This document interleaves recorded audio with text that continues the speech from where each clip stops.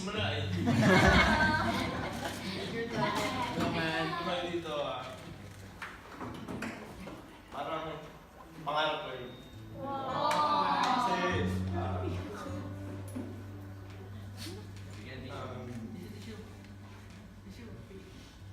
para sa akin yung pag-share ng testimony, diba?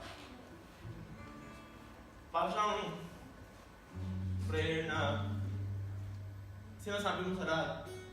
Ano yun? So, ngayon, kikwento muna ako bago simulan yung ano sabihin ko. Sa akin kasi, nung last week, nung sinabihan ng Brianna na ako magte-testimony, ano pumasok sa isip ko, gagawin ko ba? Sabi ko parang ayokong gawin kasi sabi ko, hindi pa ako handa. Pero, kahit na pumasok sa isip ko yun, sabi ko, kung ano sasabihin ko dito ngayon, siya na mag-provide. Sabi ko. So, sabi ko, ang testimony, kasi ako, pinapaniwala ako na ang testimony dapat nagagaling sa puso. Hindi basta-basta sinusulat. Kasi sabi ko, gusto ko, yung sasabihin ko is yung will be God.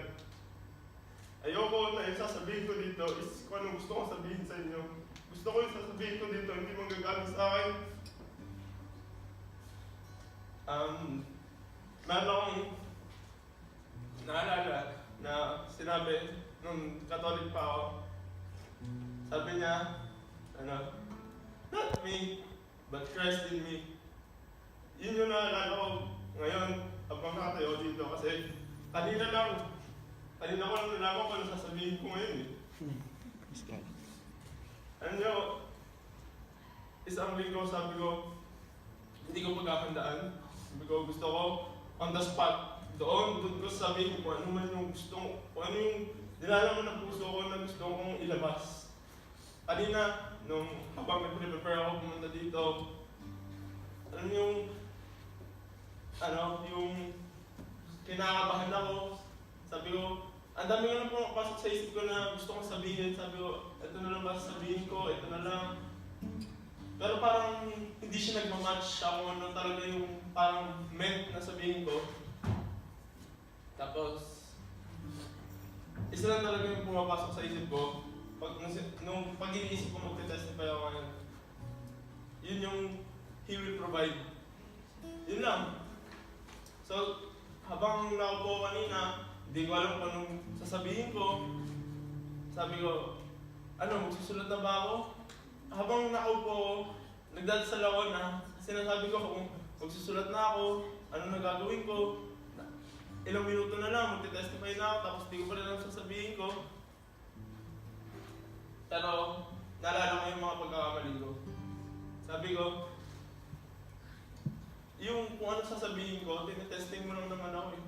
Na kung ititiwala ako sa'yo o gagawa ko ng sarili kong plano.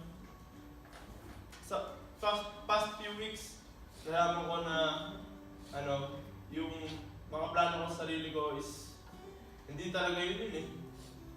Kung may plano ako para sa sarili ko, pero kung wala yung will ni God, wala din kwenta yun. Kaya sabi ko, abangan ko kung anong dapat kong gawin. Kahit na last minute pa. Sabi ko kanina nung nakaupo ko, this time, di ba, I will keep my faith. Kasi kahit kahapon, nung naglaro kami ng basketball tournament, wala. Nawalan ako ng tiwala sa kanya eh. Yun. Kaya nagpapasalamat ako kung natalo kami. Kasi para sa akin, hindi dapat yung panalo na yun. So, ang pinaka gusto ko lang talaga sabihin is that God will provide. Yun lang. Kasi, sabi ko kanina, ano ba talaga dapat kong sabihin? Ano ba talaga? Kinakabahan ako, hindi ko alam paano ko haharap sa inyo. Sabi ko, gusto ko, pag lumabas tayo lahat dito, meron tayong napulot. Pero, paano kung yung sasabihin ko, hindi ko alam. Paano kung mamaya wala akong sasabi? Tapos, sabi ko, Panginoon, alam po na kayo nang bahala sa akin. Alam ko na kayo magbibigay sa akin ng sasabihin ko. Tapos, all that time, akala ko meron ko ibang sasabihin. Pero ang dapat ko lang palang sabihin sa inyo is, yun nga, He will provide. Yun pala yung word na dapat ko sabihin. Nung na-realize ko yun kanina na yun yung dapat ko sabihin, parang iba siya eh. Hindi ako kinakabahan. Parang yung sasabihin ko, hindi na siya scripted sa utak ko. Tipong kahit na hindi ko naisipin yung sasabihin ko, mag-isa na lang lalabas. Tulad ngayon, itong mga sinasabi ko, hindi ko naman talaga ito pinag-isipan eh. Itong mga sinasabi ko, hindi talaga nanggaling sa akin. Kaya, para sa akin, ang testimony talaga is, dapat nagagaling sa puso. Kasi, kung paano tayo mag-testify is, parang ano yun eh, worship na natin sa kanya yun eh. Madaming parte sa buhay ko na nag-provide si God sa akin. Nung mga panahon na nawalan ako ng hope. Kasi, sabi ko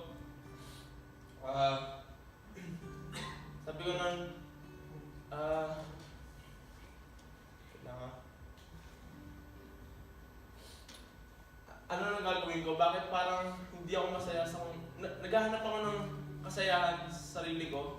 Pero sabi ko, bakit hindi ko mahanap yung kasayahan na yun? Nawalan ako ng hope. Kasi, dati hindi naman talaga ako talagang naniniwala sa kanya. Nakikita ko lang siya as pupuntahan mo pagka may problema ka. Hindi man lang ako nagpapasalamat. Ganun. Pero, kahit na unworthy ako sa mga binigay niya sa akin, binigay niya pa rin sa akin yun eh. Nung isang gabi nun, kasi hindi ako marunong magdasal eh. Tapos sabi ko, Panginoon, ngayong gabi gusto ko makilala kita. Tiyak naman, nung gabi na yun, nakilala ko naman talaga siya eh. Kasi nung gabi na yun, parang nagkaroon ng miracle sa buhay ko. Talagang, alam ni Kuya JC yun eh, yung parang isang ganun lang, nagbago yung buhay ko. Nagbago yung pananaw ko sa buhay. Kasi, nung nagdasal ako nun, sabi ko, kahit na yun lang yung sinabi ko, alam ko na nanggaling sa akin yun. Hindi ako nagdasal ng merong ibang intensyon.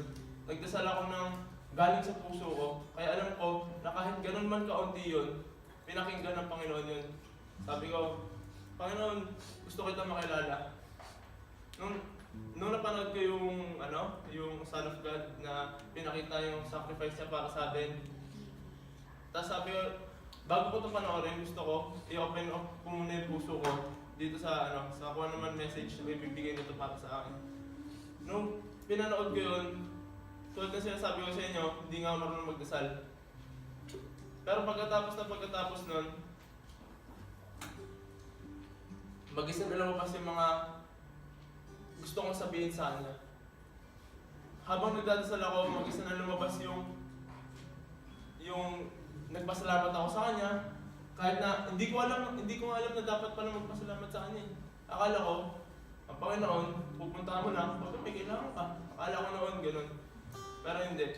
Kahapon, ang pinaka natutunan ko is ang grasya nga ng Panginoon is walang pinipili. Lahat tayo, kahit na makasalanan pa tayo, kahit nakalimutan pa natin siya, lahat tayo bibigyan nun. Kasi nga tulad nga ng sabi niya, di ba? He will provide. Kaya, yun lang gusto kong sabihin sa inyo na hindi lahat ng bagay sa mundo, porket hindi napupunta sa kung anong gusto nyo, sa kung paano nyo diskarte, is pangungunahan nyo na. Kasi iba pa rin ang plano niya eh. Siguro plano niya na maging mahirap ka muna ngayon para sa susunod. Pagka naging mayaman ka, alam mo kung paano i-handle yung kayamanan mo. Di ba? Hindi, kasi yun yung na-realize ko eh, na ang plano ng Panginoon is hindi basta-basta niya ibibigay sa'yo.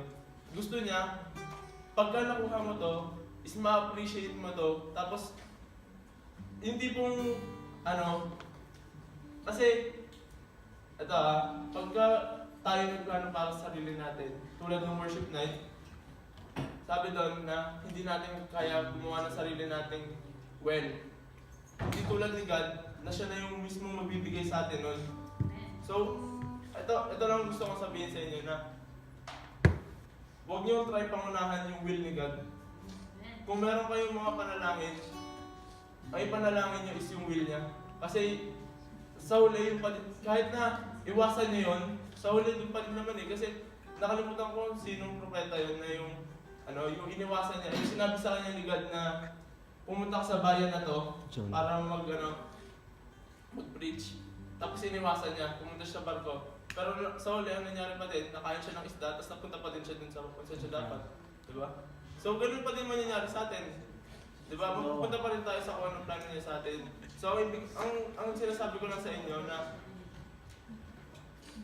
si God, bago pa natin pinaplano yung mga gusto natin, alam niya na kung ano gagawin natin.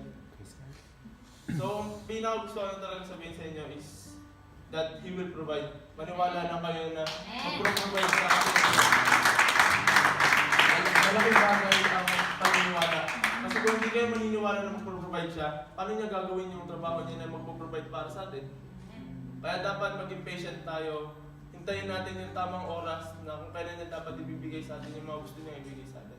Yun lang.